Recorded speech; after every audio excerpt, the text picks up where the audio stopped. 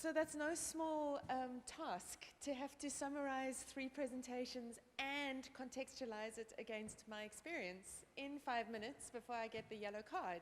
So it's a real pleasure to be here, and I hope I can do those presentations justice. Thank you very, very, very much. So I think the quickest summary of all of this is that the circumstances are the same. And I tend to see the social and solidarity economy through the lens of South Africa, which is my home country. And let's see how far I can get before I mention the World Cup, but so far so good.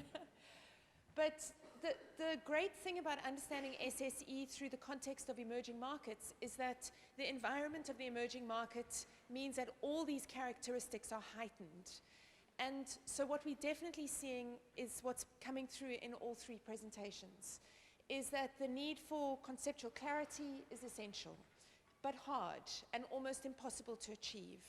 The need for data comes through exceptionally strongly because nobody knows what it is you're talking about and what it is that you're dealing with. And the need to capacity build, not at a conceptual level, but at a practical level. How do people manage cash flows in their entities? What is it that people need to do to set up boards of governance and to manage the functioning of the organization? So when I first came into the conversation, I had this very one-dimensional view that everything in Europe and the US, in the global north, was fantastic and functioning, and you had legally strong institutional environments which allowed the social and solidarity economy to thrive. But the older, I'm not sure wiser, but the older I get, the more I see that all of these ecosystems are the same, in that we're operating in a space where we just don't know. And this is the great strength of policy development in the social and solidarity economy. And what we've realized in South Africa, where we are developing a policy in the social economy, is that the policy process itself can be far more important than actually some of the outcomes that we're looking to achieve. Because the policy process itself brings the legitimacy, it brings the need to commission the research, it brings the motivation for setting up the structures to develop research and data. And so the more I embark on our policy process, the more I realize that the policy process really brings all this information together and gives it meaning in a way that is important. One thing that I missed in all 3 of these presentations, and forgive me if it was mentioned, is the incredible importance of political will.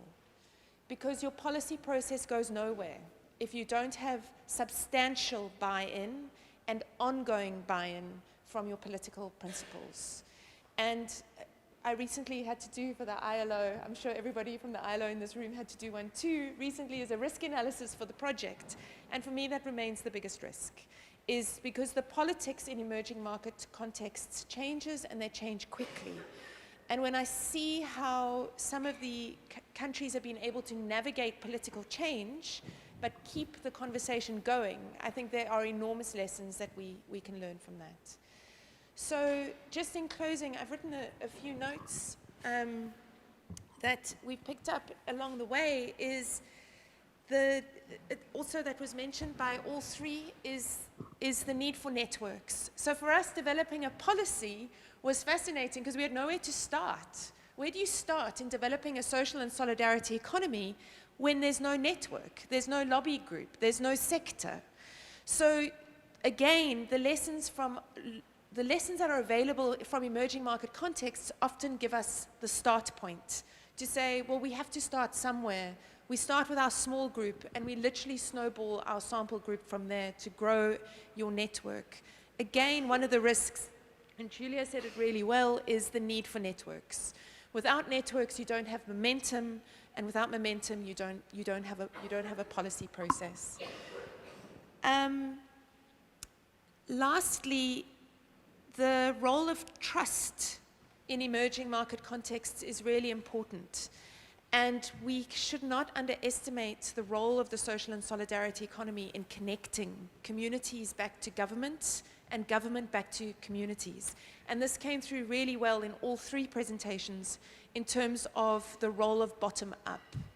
And again, when I say that that policy process can be more important than some of the outcomes that we seek, we've consulted, as of the end of this month, with 760 people across South Africa. That process in itself of asking people what it is that they want and asking how they navigate the social and solidarity economy in institutionally weak ecosystems, they do that by building trust networks. And so the question to leave you with is then our role as a policy maker or as a policy enabler is then not so much how do we build policy through compliance. It's not how do we regulate or how do we recognize social economy and social enterprises. It shifts our thinking to also how do we start using the policy ecosystem to enable trust networks on the ground. Because the institutional environment is likely to remain weak for some time. That's not going to change very quickly overnight. But our ability to figure out what is it that we can do to strengthen those ties between community actors, between people, that allows them to grow and build the social economy on the ground, that becomes a very interesting policy question for all of us. So in summary, all of this becomes really important through policy processes. The need for research, the need for capacity building, the need to connect, the need to talk, the need to communicate, and then ultimately the need to legitimize the social and solidarity economy. I hope I... Thank you, Sandra.